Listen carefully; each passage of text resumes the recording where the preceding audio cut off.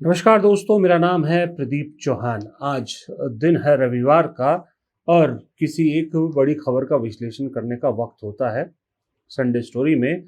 हालांकि इस हफ्ते की बड़ी खबर तो थी कि किस तरह से कांग्रेस में बड़ा स्मूथली कर्नाटक का पूरा मामला सुलझा लिया और कैसे राहुल गांधी के ताबड़तोड़ डिसीजन लेने को लेकर चर्चाएं चारों तरफ है। साथ में नीट को लेकर सरकार पे जिस तरह से वो लगातार हमलावर है। लेकिन मुझे लगा इस खबर से ज़्यादा ज़रूरी एक खबर ये है कि ये चीज़ें तो बीत गई। आगे क्या ज़रूरी है कांग्रेस के लिए? तो आगे सबसे बड़ा और सबसे अहम है पंजाब। पंजाब मैं इसलिए बहुत अहम मान रहा हूँ, केरल से भी ज़्यादा अहम मान रहा हूँ, क्योंकि अगर पंजाब कांग्रेस जीतती है तो उत्तर भारत में एक राज्य बना रहता है, क्योंकि उसके कुछ महीनों बाद हिमाचल चुनाव में जा रहा है और हिमाचल में अगर ट्रेडिशनल देखा जाए तो हर 5 साल में सरकार बदलती है। अगर उस हिसाब से देखें तो हिमाचल में कांग्रेस की सरकार रिपीट नहीं होती है। तो नॉर्थ इंडिया में अगर कोई है आपके पास, दक्षिण के अलावा कोई राज्य जहां आपकी सरकार बनने की सबसे ज्यादा संभावना है, तो वो पंजाब है। हालांकि कोशिश उत्तराखंड में भी हो रही, उत्तराखंड में भी काफी चांसेस बन रहे हैं, लेकिन पंजाब सबसे सेफ है। लेकिन जो स्थानीय निकाय के चुनाव नतीजे 2 दिन पहले आए स्थानीय निकाय चुनाव में, वहां पर कांग्रेस के लिए रेड अलर्ट क्लियर हो गया। और उस रेड अलर्ट को देखते हुए राहुल गांधी ने, जो सो कॉल्ड टॉप लीडर अपने आप को कांग्रेस का पंजाब में कहते हैं, सबको दिल्ली तलब किया, क्लास ली, कुछ तो नाराज भी हो गए। लेकिन उस बैठक में क्या हुआ क्या नहीं हुआ, ये सारी चीजें भी जानना जरूरी है। क्यों एक नेता जो लीड एलओपी हैं, वो प्रताप सिंह बाजवा नाराज हो गए, बैठक छोड़कर चले गए, और इस रेड अलर्ट से कांग्रेस को आगे क्या करना है, इस रेड अलर्ट से अगर बचना है तो बचे हुए 5-6 महीने में कांग्रेस को कैसे अपने आप को पूरा बदल लेना है। और इन जो नतीजे आए हैं, इसका सबसे बड़ा कारण क्या है कि कांग्रेस और आम आदमी के बीच में इतना डिस्टेंस हो गया। इन सब को जानने के लिए राजू विलियम्स आज फिर एक बार हमसे जुड़े, क्योंकि राजू भाई पंजाब में रहते हैं, पंजाब की राजनीति को पिछले 3 दशकों से ज़्यादा से कवर कर रहे हैं पत्रकार के तौर पर, और बेहतरीन तरीके से ग्राउंड की सच्चाई जानते हैं। तो आइए चलते हैं राजू विलियम्स के पास। तो दर्शकों, जैसा कि आप देख सकते हैं, राजू भाई हमारे साथ जुड़ गए हैं। राजू भाई, बहुत बहुत स्वागत है आपका एक बार फिर से हमारे इस प्लेटफॉर्म पर। धन्यवाद। इससे इससे पहले कि पंजाब के जो नतीजे स्थानीय निकायों का है उस पर बात करने से पहले, जरा बात मैं वहां से शुरू करना चाहूंगा जो दिल्ली में बैठक हुई, जिस बैठक की चर्चा ज्यादा हो रही, जी, कांग्रेस की बैठक में। जी, उस जी। बैठक में आपके सूत्र क्या बता रहे हैं कि उस बैठक में क्या हुआ, और ऐसा क्या हुआ कि अपने बाजवा जी जो है वो बैठक छोड़कर निकल लिए, नाराजगी दिखा दी, या क्या ऐसा क्या हुआ है उस बैठक में कि बाजवा जी को जो है वो मीटिंग में, जो जॉइंट मीटिंग है उसमें भी नहीं गए, और सुना है क्लास तगड़ी लगी है। कुछ आपकी खबर क्या कहती है? आपके इस मंच के ऊपर जो मेरी जानकारी में पहली बात साझा कर रहा हूं, मतलब भी किसी और जगह पे नहीं। तो वो ये है कि रात को बड़ा लेट मुझे जो पंजाब के प्रभारी भूपेश बघेल जी, उनके कैंप से मैंने राब्ता किया था, तो वहां से मुझे देर रात फोन आया कि क्या हुआ वहां पे। मुख्य रूप से मोटी सी बात जहां पे जो यहाँ से कैसे लगाए जा रहे थे पंजाब के मीडिया में और दूसरी जगह के भाई, बीजेपी ने एक मतलब ये नेतृत्व जो है चेंज किया है, तो पंजाब में कांग्रेस भी करे बड़ा ड्यू है, तो बड़ी अटकलें लग रही थी। तो शायद इस मसले को वहां पे विचारा जाएगा, तो ऐसा कुछ नहीं हुआ। वहां पे ये हुआ मोटे तौर पे कि इनको बुलाया गया और वही बात दोहराई गई जो आपके मंच से मैं पहले भी कई बार बोल चुका हूँ कि भैया पुट यूनाइटेड। और इस वजह से भी क्योंकि जब ये मीटिंग हुई तब तक पंजाब के जो जो कल के स्थानीय निकाय के चुनाव है उनके नतीजे आ चुके थे, और उसमें कांग्रेस की जो परफॉर्मेंस है वो आप देख लीजिए कि हालांकि नंबर 2 पे है, सत्ता के लिए दावेदार है 2027 में। तो आम आदमी पार्टी का कुछ 950 से ऊपर उन्होंने वार्ड जो है उनमें जीत दर्ज की है, और कांग्रेस है कोई 400 के करीब ही है, 357। अरे भाई इतना बड़ा फर्क। मान ले कि सब कुछ हुआ वहां पे, जी उन्होंने ये किया वो किया, उस पर भी मैं बात कर दूंगा। कि जी जबरदस्ती हुआ, जैसे वड़िंग साहब का वक्तव्य आया, औरों का आया, सारी पार्टियों को कि जी सत्ताधारी पक्ष है, इन्होंने ऑफिशियली मिसयूज किया ऑफिशियल मशीनरी का, इन्होंने धक्का किया, इन्होंने डराया धमकाया, नॉमिनेशन जो कागज है वो की है, इसके बावजूद भी। तो ये फर्क है। तो अगर इसको हम वोट प्रतिशत या सीट प्रतिशत में करें तो करीब करीब 50% जो है वो आम आदमी पार्टी है और 20% सिर्फ कांग्रेस है। इतना बड़ा गैप। अगर सत्ता के लिए दावेदार है, सब कुछ जमीन पे अच्छा है, तो ये जो इतना बड़ा गैप है ये कम होना चाहिए। तो एडवांटेज जो सत्ताधारी पक्ष को होता है, जब कांग्रेस की सरकारें थी, जब अकाली दल बीजेपी की मिलीजुली सरकारें थी, तब भी जो सत्ताधारी पक्ष होता था वो निकाय चुनाव, पंचायत के चुनाव जीतता था। ये सभी जगह पे होता है। लेकिन आप गैप की देखिए कितना है, और इतनी करीब आके तो धरातल पे लोग कैसे सोचते। और सबसे बड़ी बात, सबसे इंटरेस्टिंग बात यह है कि इस बार जो आजाद है 250, कांग्रेस 400 के करीब अभी तक, ये फाइनल फिगर नहीं बता रहा हूं, ये जो अभी तक वो आई है, 250 से ऊपर आजाद उम्मीदवार जीतते हैं। अरे अगर भाई, अगर ये हम कहें कि यहाँ पे बड़ा पुलिस प्रशासन ने सरकार की मदद की है या इलेक्शन कमीशन ने कसरत की है, तो फिर ये आजाद उम्मीदवार ये तो बहुत सारे वल्नरेबल है, इनको तो ये भगा ही देते हैं मैदान से। और ये ना सिर्फ आजाद उम्मीदवार डटे रहे, बल्कि इन्होंने जीत दर्ज की। मजे की बात है कि भगवंत मान जो मुख्यमंत्री है, उनका गृह जो क्षेत्र है विधानसभा का दूरी, वहां पे भी 2 आजाद उम्मीदवार जीतते हैं। बताइए आप, वहां पे दूसरों को कुछ नहीं मिला, इनको। तो ये, अब मैं बात आता हूं कि वहां पे क्या हुआ, इसको उसके साथ जोड़कर दिल्ली में, तो इनको इसके मद्देनजर, क्योंकि नतीजे आ गए, तो उनको बोला गया भाई साहब आप थोड़ा सा अपना एक यूनाइटेड फेस जिसकी वो बात कर रहे हैं, और आप यात्राएं निकालें, और उसमें सभी जो बड़े नेता है, चाहे प्रताप बाजवा है, चंद्र चन्नी है, राजा वड़िंग है, सुखजिंदर रंधावा है, राणा गुरजीत हैं, जितने कताबर नेता पंजाब के भी, आप इकट्ठा वो यात्राएं करें, और उन यात्राओं का एजेंडा आप रखें कि केंद्र में मोदी सरकार जो महंगाई और जो धक्का और ये जो पेट्रोल तेल की, डीजल तेल की जो कीमतें बढ़ी उसके खिलाफ, और भगवंत मान सरकार के खिलाफ आप यात्राएं निकाले पूरे पंजाब में। एक तो ये इनको दिया। अब इसका माने क्या है, इसमें बहुत जिक्र योग बात यह है कि उनको बोला कि इकट्ठा जाना है। ऐसा नहीं है कि राजा वड़िंग अपने लेवल पे भी प्रदेश अध्यक्ष हूं और मैं यात्रा निकाल रहा हूं, वो कह रहे इकट्ठा। तो इसका मतलब ये है कि जो हाईकमांड है उसकी जो रिपोर्ट है वो यही है कि भाई अभी तक भी ये इकट्ठा, ये यूनिटी का, एकता का मैसेज जो है, परसेप्शन जो बना हुआ है कि ये इकट्ठा नहीं है, उसको तोड़े। ये लबोलबाव। और दूसरी बात है, वहां पे ये निकल के आई कि नो लीडरशिप चेंज, कि राहुल गांधी ने कहा है कि अभी कोई लीडरशिप चेंज, यानी कि प्रदेश अध्यक्ष जो है वो नहीं बदला जाएगा।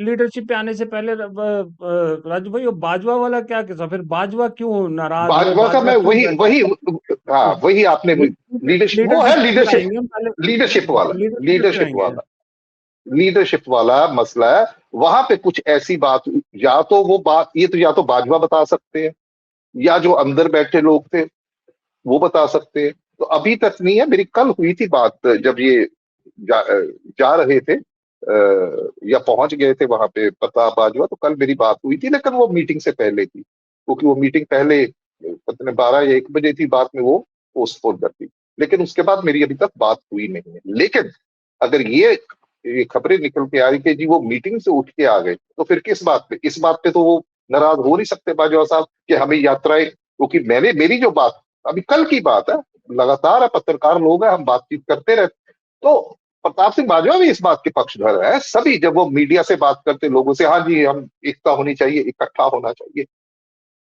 तो उसके पास उस बात पे तो नाराज होकर वो मीटिंग से बाहर नहीं आ सकते, सवाल ही नहीं पैदा होता। वहां पे जरूर, क्योंकि प्रताप सिंह बाजवा एलओपी और पंजाब में एक ना, जो हाई कमांड है उसकी तरफ से भी कोई ऐसी ऐसी बात मतलब भी जैसे कहते हैं पारदर्शी तरीके से सामने नहीं रखी गई कि ये मसला कैसे सुलझाया जाए लीडरशिप का, यानी कि चुनाव से पहले सीएम फेस कौन होना चाहिए।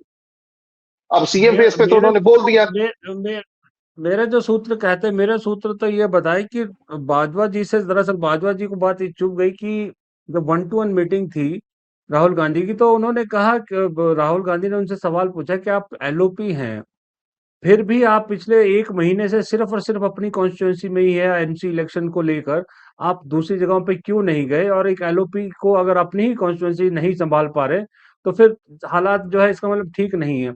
ये चीज उन्हें चुभी शायद, क्योंकि उनका कहना था कि भाई सभी औरों के साथ भी तो सब अपनी अपनी हारे हैं, सिर्फ मैं ही थोड़ी हारा हूँ। ये मेरे सूत्र बताते हैं, हो सकता है आपकी सूत्र ज्यादा सही हो। अच्छा देखिए, अब इसमें बात बात ये है। है कि अगर मैं बता रहा हूं हम्म, कि अगर तो 1-on-1 मीटिंग है, तो क्या बात हुई, या तो वो बाजवा बता सकते हैं या राहुल गांधी बता सकते हैं। और राहुल गांधी तो ऐसे किसी को बताते हैं, कोई नोबडी, उनके जितने भी नजदीकी हैं, किसी को नहीं पता कि उनके मन में क्या और फैसला क्या लेना उन्होंने। और इस राहुल गांधी उस स्थिति में पहुंच चुके हैं कांग्रेस के अंदर कि जो वो कहेंगे वो फाइनल है। और उनका ये कहना इस बात का सबूत है कि उनको पंजाब की जो रिपोर्ट मिल रही है लगातार कि भाई अगर अगर ये बात है जो आप बता रहे हो कि बाजवा को उन्होंने ये बोला कि आप अपने क्षेत्र पे, तो इसका मतलब है ग्राउंड रियलिटी से वो जुड़े हुए हैं और उनको लगातार विश्वस्त सूत्रों से पता चल रहा है कि नीचे हो क्या रहा है, ये तमाम नेता अपने अपने क्षेत्र में कर क्या रहे हैं। इसीलिए मैं आपको बता रहा हूं कि ये जो बात हुई है कि भैया पुट अप यूनाइटेड फेस, इकट्ठा यात्राएं करे, इसी वजह से ये बोला गया, ये निर्देश दिया गया। ठीक है।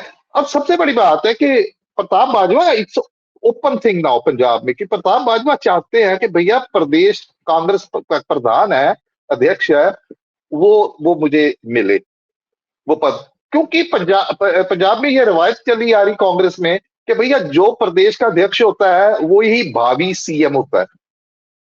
बस इतना मसला है। तो राजू राजू भाई, आपको लगता है it's high time for Congress की, कांग्रेस का प्रदेश अध्यक्ष और प्रदेश प्रभारी, मैं तो दोनों को कहूंगा कि दोनों को बदलने का इट्स हाई टाइम, और इससे लेट हुए तो फिर कोई फायदा नहीं। ये बड़ा जबरदस्त सवाल है आपका ये।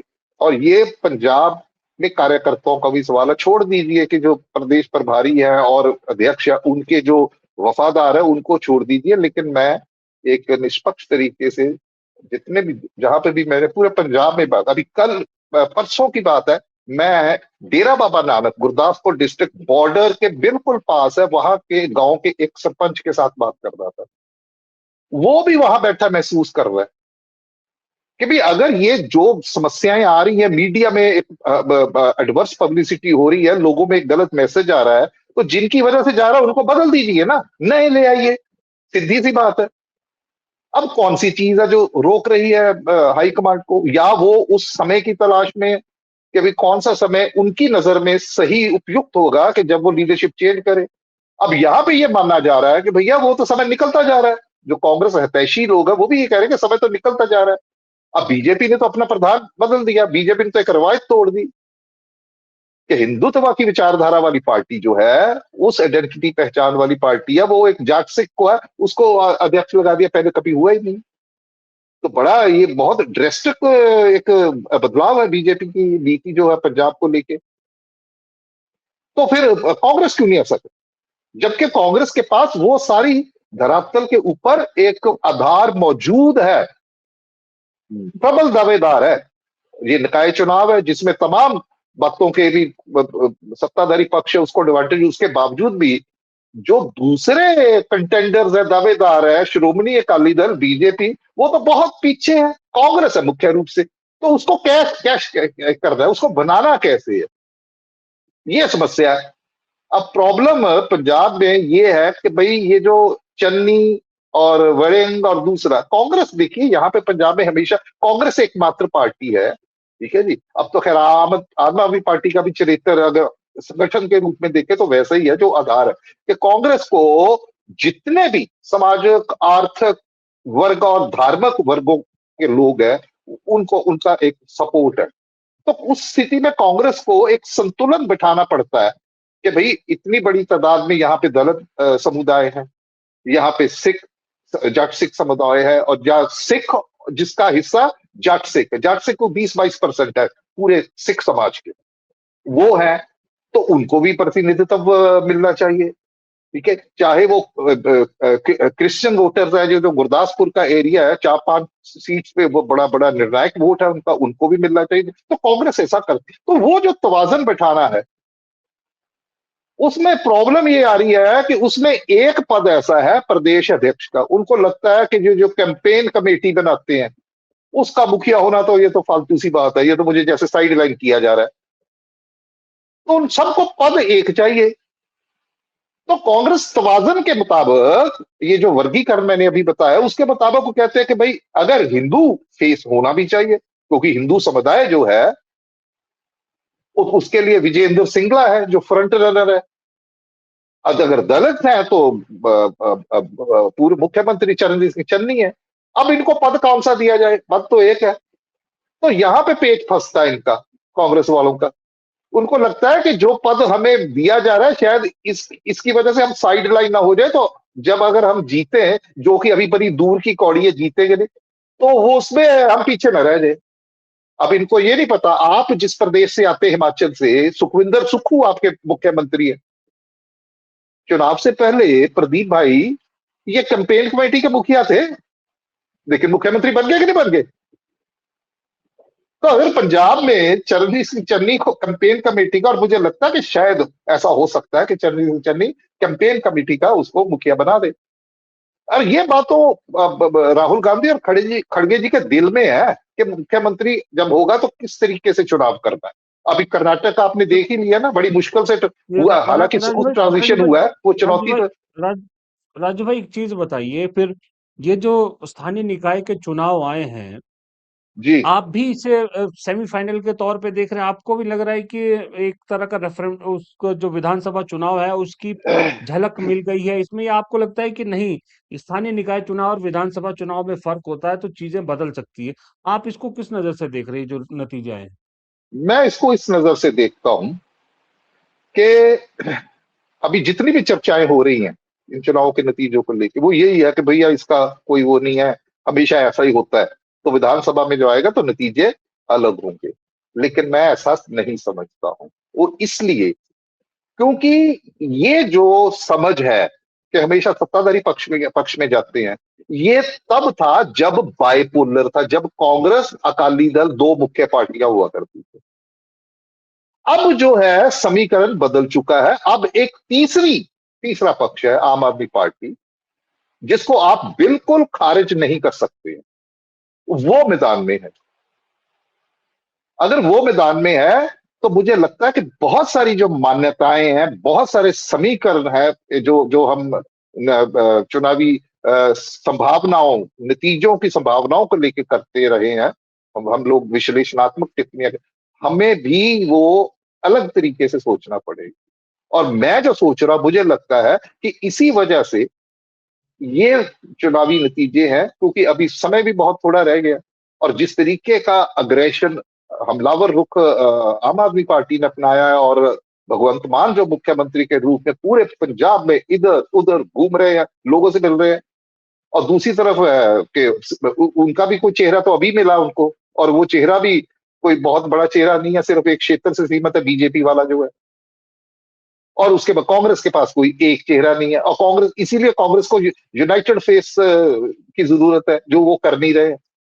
तो उसके चलते ये जो नतीजे, उसमें एक साफ पैटर्न है। अब आप देखिए कि जितने आम आदमी पार्टी ने यहाँ पे वार्ड्स जीते हैं, म्यूनिसिपल 8 म्यूनिसिपल कॉर्पोरेशन हैं, और ये सारी की सारी म्यूनिसिपल कॉर्पोरेशन एक नीम शहरी हम मानते हैं, ये दे आर लाइक, दो को छोड़ के, जैसे मोहाली को या बठिंडा को छोड़ के, बाकी के जितने नगर निगम में चुनाव हुए 6 में, वो वो they are not as urbanised as Ludhiana और जलंधर और अमृतसर।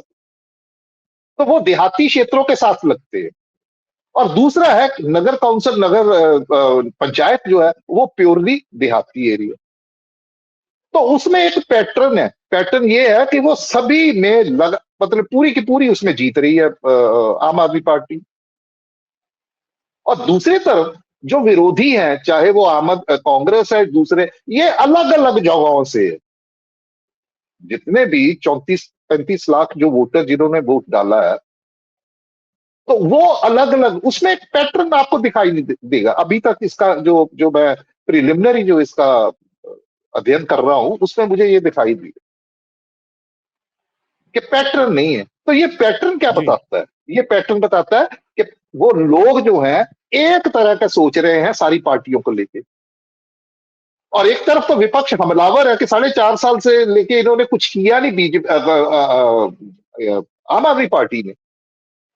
उसमें अगर सच्चाई है तो भैया ये चुनाव तो स्ट्रीट लाइट के ऊपर गली नाले सड़कें पक्के रास्ते पक्का करना, ये वाला चुनाव होता है, ये मुद्दे होते हैं। बड़े मुद्दे तो है नहीं। तो अगर ग्राउंड पे इन्होंने काम नहीं किया तो प्रदीप भाई, जोर जबरदस्ती से आप कितनी के वोट दिलवा लोगे? ये पंजाब है, यहां पे वोटर को धमका नहीं सकते आप। करके देख लो आप, कोई भी पार्टी हो। राजू भाई, एक एक एक आखिरी सवाल फिर, क्योंकि टाइम हो गया, आपको भी जाना है। एक जी। आखिरी सवाल ये है कि ये जो बीजेपी ने अनएक्सपेक्टेड कदम उठाया कि हिंदू वोटों को कंसोलिडेट करने वाली पार्टी ने हिंदू प्रदेश अध्यक्ष बदल के एक जट सिख प्रदेश अध्यक्ष बना दिया, इसको आप कोई सोची समझी रणनीति बता समझ पा रहे हैं, या ऐसा लग रहा है कि डेस्परेशन में अब कुछ बचा नहीं था तो यही ट्राई कर लो? ये डेस्परेशन की रणनीति है, दोनों चीजें जो आपका सवाल है ना, कि रणनीति है या डेस्परेशन। तो डेस्परेशन में क्यों हुआ, वो भी एक नीति की रिफ्लेक्शन है ना, वो है तो नीति। अब आप बताएं कि जट सिख को बनाया जी। तो जट सिख क्या है उसमें? एक तो हुई उसकी जाति है, जाति जो है, कास्ट है, तो वो है जाट, किसानी है। ठीक है। दूसरा, धार्मिक पहचान ले तो वो सिख है। अरे भाई, कौन सा आप खंबा उखाड़ लोगे एक जट सिख को बना के पंजाब में? क्योंकि पंजाब में कभी लोग धर्म के आधार पे वोट ही नहीं डालते। इट इज नो एडवांटेज, फालतू की बातें हैं। और दूसरा कि जी हिंदू को हटाया, और वो जो सुनील जाखड़ जिनको हटाया उनकी तो पहचान है कि वो हिंदू हैं, साथ साथ वो जाट हैं, और वो किसान हैं, ये पहचान है उनकी। और सारी उम्र 50 साल हो गए वो कांग्रेस पार्टी की में रहे। उनके ऊपर आप कैसे करते कि उन्होंने कभी धर्म के आधार पे किया ही नहीं काम, उनको तो तजर्बा ही नहीं है उनकी आइडेंटिटी। बीजेपी ने इसको इसलिए क्योंकि इनका एक है कि जब से अकाली दल से अलग हुए हैं, तो इनको चाहिए था कि पंजाब की जो रूरल एरिया, ये तो शहरों की पार्टी है ना बीजेपी। अभी भी आप देखें कि इनका जो सीट्स इनको मिली हैं निकाय चुनाव में, वो भाजपा को मिली है 172। ये टोटल जो सीट प्रतिशत है उसका 8% बनता है, वहीं पे खड़ी है। तो इनको चाहिए था कि भैया, अकाली दल तो नहीं है जिसकी पहचान है कि वो सिखों का प्रतिनिधित्व करती है। आप आपने तो आपने बड़ा अच्छा इसलिए पॉइंट बोला। लास्ट में एक इसको जरूर जोड़ूंगा, मैं जरूर पूछना चाहूंगा, अकालियों के लिए इस चुनाव में अकालियों को का जो परफॉर्मेंस है उसको आप कैसे देख रहे हैं? कोई आपको लग रहा है कि अकाली जो है वो रिवाइव की उसमें आ रहे हैं, या आपको लग रहा है कि नहीं, अकालियों के लिए भी थोड़ा मुश्किल है? बहुत निराशाजनक है ये इसके नतीजे का। आप देखिए कि भाई, जितना जो वोट्स डली है ना निकाय और नगर पंचायत नगर काउंसिल में, जैसे मैंने पहले कहा कि इनमें अर्बन एरियाज जो है वो दो को छोड़ के बाकी तो है ही नहीं है। बाकी तो नील शहरी है, सेमी रूरल है, सेमी अर्बन है। तो यही तो एक परंपरागत पारंपरिक आधार रहा है किसानी का और सिखों का, जाटों का, अकाली दल का। उसमें भी अगर आप तीसरे अपना तीसरे नंबर पे रहते हैं, और फर्क देखिए कि जैसे मैंने बताया कि आम आदमी पार्टी का कोई 950 के ऊपर, 1000 के तक भी जा सकता है, ये जो चला गया होगा अभी पता नहीं मुझे, लेकिन 950 से ऊपर है। टोटल 1977 वार्ड्स के लिए चुनाव हुआ था, उनमें से 950 के ऊपर आम आदमी पार्टी है, और 390 के ऊपर जो है, करीब करीब 400, वो है कांग्रेस पार्टी। पहले तो प्रमुख दावेदार जो चुनौती है कांग्रेस आम आदमी पार्टी को, उसका भी आप देख लीजिए कितना फर्क है। और अकाली दल जो है वो 170 के ऊपर है, सॉरी माफ कीजिए, 192, 192। कितना फर्क है, कांग्रेस से भी कितना फर्क है। तो क्या इंप्रूवमेंट है? वो जो इसका पारंपरिक आधार है जहां पे ये चुनाव हुए, और वो लोग जो है, जो जो डरने वाले लोग नहीं है, वो वोट डालते हैं, उनको कोई डरा नहीं सकता। और वो जो है ना कि ये निष्पक्ष चुनाव नहीं हुआ है, हो सकता है कि उतना कि ये पंजाब में चलता है, इसमें आप कहें कि स्टेट इलेक्शन कमीशन ने ऐसा किया तो हो गया, जब पुलिस ने वो कर दिया, और भाई आपस में उनको लड़वाने की जरूरत नहीं, वो खुद ही लड़ पड़ते हैं जो विरोधी होते हैं। जी पंजाब जी में जी यही रहा है, एक ना एक एक एक पंजाब में आपस में रही है कि एक जो पक्ष है, अगर वो कांग्रेस का अकाली दल का है सरपंच, तो दूसरा पक्ष चाहे वो सिख ही है और चाहे वो अकाली दल के साथ ही राजनीति, लेकिन सरपंच के चुनाव में वो दूसरे विरोधी पक्ष के साथ खड़ा हो जाएगा। ये है पंजाब का। अब जी जी जी निष्पक्षता की आप बात करते हैं, बीजेपी का स्टेट प्रेसिडेंट, वाइस प्रेसिडेंट है सुभाष शर्मा, जिन्होंने चुनाव लड़ा था 2024 का लोकसभा का। उन्होंने शिकायत की इलेक्शन कमीशन को कि नंगल की जो कंस्टिट्यूएंसी आपके हिमाचल के साथ लगता है, रोपड़ का, कि वहां पे जी ऐसे काउंटिंग सेंटर में धांधली का या दूसरा को शिकायत करी। स्टेट इलेक्शन कमीशन ने पूरे का पूरा स्टाफ बदल दिया वहां पे उनकी शिकायत पे। तो अगर पक्षपाती होता इलेक्शन कमीशन है, तो वो क्यों बदल दो? कहते नहीं, ये चलेगा। तो ये मिली जुली चीजें हैं, ऐसा नहीं मैं इसको रूल आउट नहीं करता कि वो नहीं किया होगा या दूसरा, लेकिन इतने ऑर्गेनाइज तरीके से नहीं है। और भगवंत मान पहले ही कह चुके हैं। जी जी जी जी। तो दूसरी देखिए बात पे मैं आता हूं कि अकाली दल का आपने बताया था ना, बीजेपी ना, वो बहुत महत्वपूर्ण है, उस पर लूंगा 1 मिनट आपका कि इसको क्यों तो वो जो कमी है अकाली दल से बिछड़ जाने की, उस कमी को पूरा करने के इन्होंने सिख आउटरीच प्रोग्राम वो यूपी में भी चलाया और पंजाब में भी चला रहे, जिसके तहत ये जी सिख चेहरे हैं जो प्रोमिनेंट है, नोन है, उनको ये बीजेपी में लेके आ रहे हैं। अब जितने उनको लेके आए थे, वो सारे के सारे एस्टेब्लिश नेता हैं, चाहे वो मनप्रीत सिंह बादल है, फाइनेंस मिनिस्टर रहे हैं, राणा सोडी है, मिनिस्टर रहे हैं, रवनीत बिट्टू को तो इन्होंने बना दिया, ठीक है। तो उनमें भी एक चल रहा था कि भैया हमें कुछ मिले तो सही, और उनको ये था कि हमें हाशिए पे धकेला जा रहा है, हमारी हमारी हमसे पूछा नहीं जा रहा, जैसे कैप्टन अमरिंदर सिंह ने कल भी बोला है चुनाव के बाद कि मेरे से कोई एडवाइस नहीं ली है। हम्म। तो उसके चलते इनको लगा कि भैया ये तो पर्पस जो है वो डिफीट होगा। तो इन्होंने इस बंदे को लगाया, और वो बंदा जिसका कोई आधार नहीं है, वो बरनाला से 2 बार के विधायक रहे, उसके अलावा पूरे पंजाब में he is not a good speaker. उन्होंने कभी जी जी ऑर्गेनाइज जी संगठन में काम नहीं किया, उसको तो वो एक जी डमी जी सा जी है।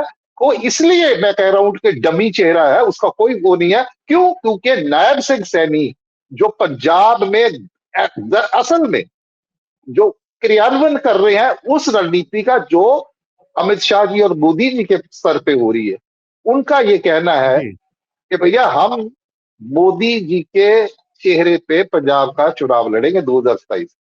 तो फिर जी ये जी जी। बरनाला वाले जो, अच्छा खैर ये सारे के सारे कांग्रेसी, और मुझे ऐसा लगता है कि इनको नियुक्त करके बीजेपी ने पंजाब में बीजेपी का कांग्रेसीकरण की जो इनकी जो प्रक्रिया थी वो संपूर्ण कर दी। अब जी कांग्रेस के लिए भी ये झांकने की बात, अंदर अपने आप झांक हम्म। के देखे कि भैया ये हमारे बंदे ही है, जो जी जी बीजेपी जी। को मजबूत करने में लगे हुए हैं। चलिए ठीक है राजू भाई, तो ये अभी आपका इतना लबोलबाब ये है। जी जी जी जी जी। आपका इतना लंबा टाइम ले लिया। खैर, आपकी बात से मैं एक छोटा सा निष्कर्ष ये निकाल पा रहा हूँ कि ठीक है, इन नतीजों में बहुत कुछ झलकियां हैं, बहुत कुछ विधानसभा चुनाव को लेकर तस्वीर साफ होती है, लेकिन ये कंप्लीट ये तस्वीर नहीं है। ये संकेत एक नहीं, ये संकेत ये प्रदीप ये भाई, एक ये संकेत वार मात्र ये है, ये हाँ, फतवा ये नहीं है। संकेत संकेत है, और ये फतवा नहीं है, वार्निंग है फतवा नहीं है। और ये वार्निंग है कांग्रेस जैसी पार्टी के लिए कि अगर अब नहीं तो फिर कभी नहीं, फिर मुश्किल है, क्योंकि अब तो वक्त भी नहीं बचा है। जो करना है अभी करना है, मेरे हिसाब से ये है। और आम आदमी अगर पार्टी के लिए भी फुल कॉन्फिडेंस की बात नहीं है इसमें, क्योंकि ऐसा नहीं है कि आपके लिए बिल्कुल सारा हरा ही हरा है। आम आदमी पार्टी को भी अगर सत्ता बचानी है तो उस पे और भी आप कहेंगे तो उस पे चर्चा कर लेंगे, विद डेटा ड्रिवन चर्चा कर लेंगे। अगर भगवंत मान ये दावा करते हैं कि हम 2027, तो वो क्यों करते, उसका आधार क्या है, वो एक मतलब उसका ओपिनियन। आधार और दूसरी बात जो आपने बिल्कुल सही कहा, अगर प्रदीप भाई कांग्रेस सत्ता में नहीं आती है 2027 में, तो कांग्रेस का लिख के रख लीजिए बिखराव और बढ़ेगा बहुत इस इनकी कश्ती को छोड़ के जी, जी, जाएंगे, जी। कांग्रेस के हित में जी, नहीं। जी, जी। बहुत-बहुत शुक्रिया राजू भाई इस समय निकालने के लिए। धन्यवाद। आपसे फिर इस विषय पर दोबारा मुलाकात होगी जो आपने कहा। फिलहाल आपका बहुत-बहुत धन्यवाद। शुक्रिया। Thank you very much. शुक्रिया।